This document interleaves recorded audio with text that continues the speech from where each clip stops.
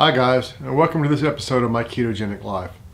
In this episode we're going to be talking about ketogenic diets and what exactly makes up a ketogenic diet.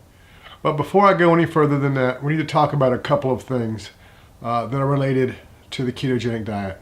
There are two primary terms that often get confused when people talk about the ketogenic diets, and it's especially true for diabetics. So the first term I want to talk about is ketosis.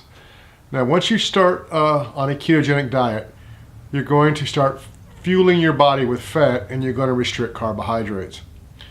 And so when your body starts to get fat adapted, your body will go into what's called ketosis. Now, ketosis is the process in which your body burns the fuel of fat as opposed to carbohydrates. Now, this fat is then turned into ketones by your liver to help fuel your brain and the other organs of your body. Now, ketosis is normal during fasting or when you're on a strict low carbohydrate diet. Now, ketosis sounds very similar to the next term I want to talk about, and that is diabetic ketoacidosis. Now, diabetic ketoacidosis is a dangerous condition seen with type 1 diabetics. Because a type 1 diabetic is not insulin resistant, they just don't produce enough insulin, their blood sugars can get really high if they don't take their subcutaneous insulin. And when this happens, they get blood ketones in their urine and in their breath. And this is extremely dangerous and requires hospitalization. But I can guarantee you that if you're a type 2 diabetic, or if you're not a diabetic at all, you will not go into ketoacidosis if you're eating a low carbohydrate diet, such as a ketogenic diet.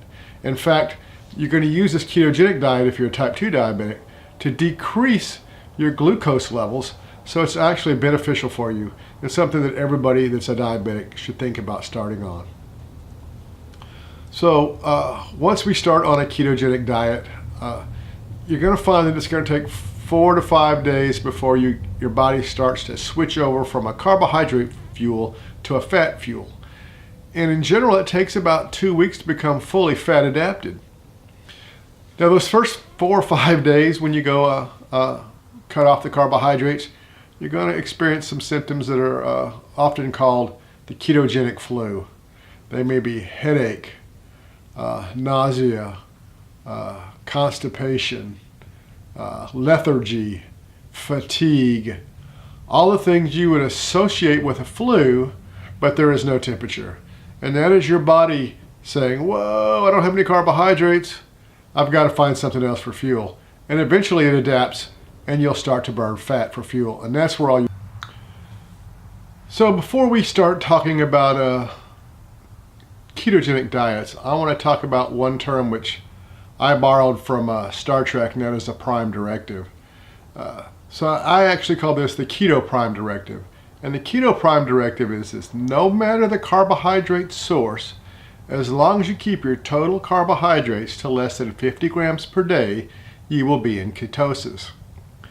Now, if you're a type 2 diabetic and you want to control your blood sugars, you probably need to be on a more strict carbohydrate intake of 20 to 25 grams of carbohydrates a day. So, there are 3 specific terms or diets that most people talk about when they think of a ketogenic diet. And one of them is the low-carb, high-fat diet, developed in Sweden by Andreas Einfalt, and you may have heard me talk about that on the first video I did. And it can be ketogenic, but it is not always a ketogenic diet. And let me give you a little bit of clarification on that. So they break down carbohydrates into 3 specific levels. A strict carbohydrate intake is less than 20 carbohydrates in a day, and that is ketogenic. As well as their moderate level of carbohydrates is 20 to 50 carbohydrates a day, and that is also ketogenic. It'll keep you in ketosis. But then they have a liberal selection of carbohydrates, or level of 50 to 100 carbohydrates. Now, depending on the person and your tolerance to carbohydrates, this could be a ketogenic diet, but there's no guarantee that if you follow a liberal amount of carbohydrates as proposed by Andreas Einfalt in the LCHF diet, that you will be in ketosis.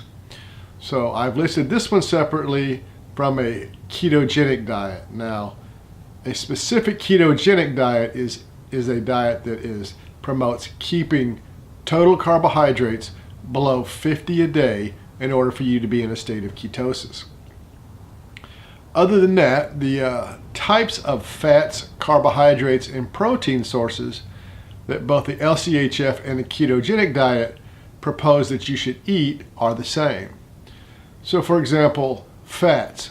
Your fats should come from sources such as avocados, cheese, heavy cream, natural fats and oils such as avocado oil, butter, coconut oil, canola oil, lard, tallow, and olive oil. In addition, olives are a good source of fats, nuts and seeds, and a homemade mayonnaise made with olive oil and eggs. Now for proteins can be chicken, cheese, eggs, pork, red meat, fish, and seafood. Now, granted, cheese also has a small amount of carbohydrate, but it is also a fat as well. So carbohydrates, of course, are going to be kept to a minimum, but your carbohydrates should only come from vegetables whenever possible. So the other diet I want to talk to you about, which many times is confused as a ketogenic diet, but its primary purpose is not to be ketogenic. It can be, but that is not its primary focus. And that is the Paleolithic diet, sometimes called the caveman diet. The paleo diet is different from the LCHF and the ketogenic diet in that the primary goal is for you not to eat any processed foods or grains. The foods that they recommend tend to be the foods that you would find more often as a hunter-gatherer. So it can be ketogenic, but only if you keep the carbohydrate count down to less than 50. Now there are a couple things that they do a little differently. So I'm going to talk first about the fat sources. On the Paleolithic diet, your primary sources of fat are going to come from nuts and seeds, unrefined oils such as avocado, flaxseed, macadamia oil, olive oil and walnut oil, and homemade mayonnaises. Protein sources, they really push grass-fed beef, free-range chicken and turkey, organic eggs, fish and seafood. Again, no processed or feedlot type animals. It does make it a little bit more expensive to eat. Carbohydrates, they allow you to eat all vegetables, fruits, nuts, and seeds. And here's a problem for diabetics.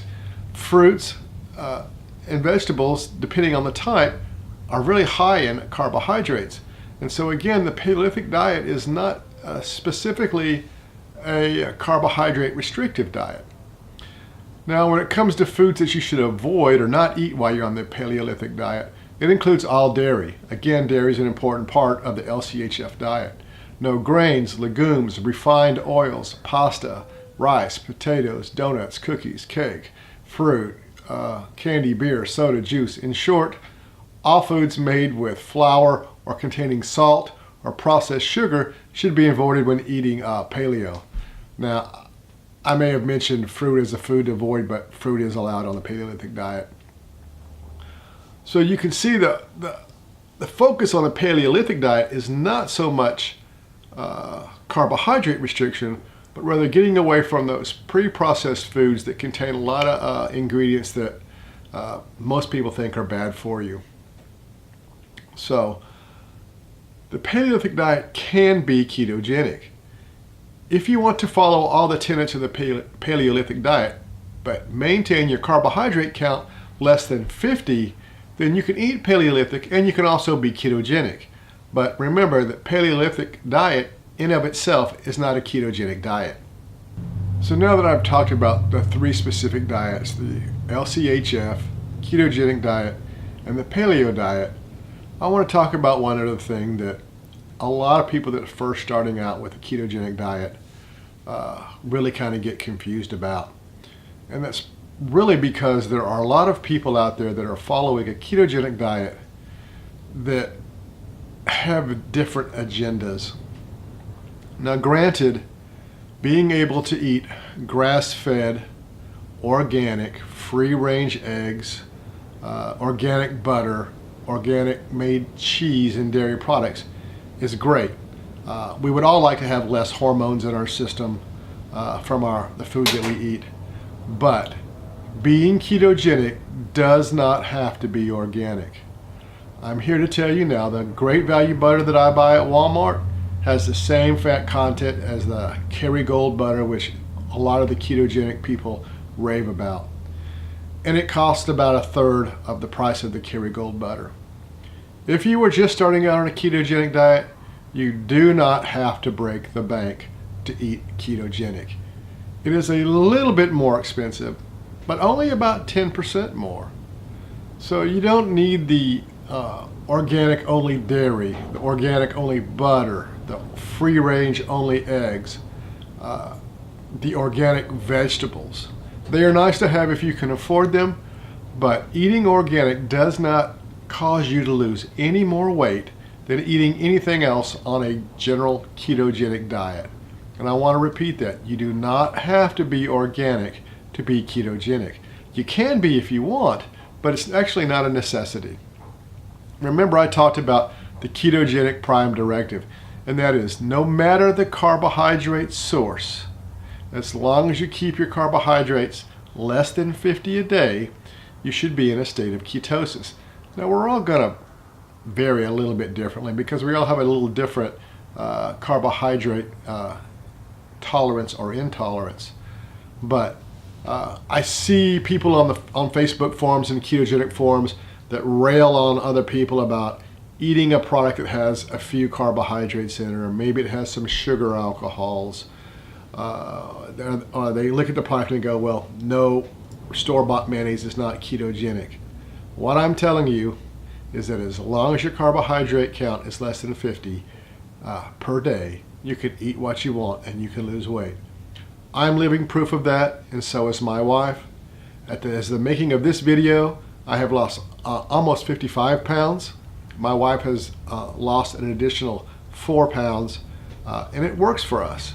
And we are living proof that you don't have to be organic and you don't have to be extreme to lose weight on a ketogenic diet. Guys, I hope you've enjoyed this video. I hope it was a little less wooden than my last video. I was really trying to read from a script to give you as much information as I could. And it made it a little bit hard because I was trying to read from the script. I hope that if you're a diabetic and you've watched this video, you've got some great information from it and you can learn something.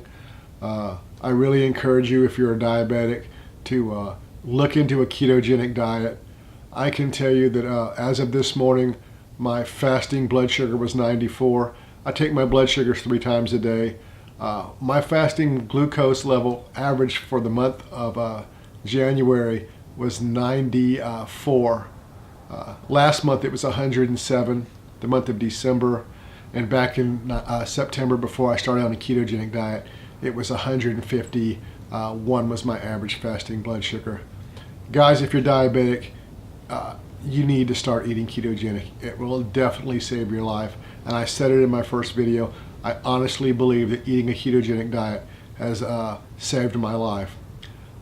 Once again, I hope you guys have enjoyed this video. If you had, please subscribe to this video. I'll be making more as we go along on our ketogenic journey. Once again, thanks, and we'll see you next time. Bye.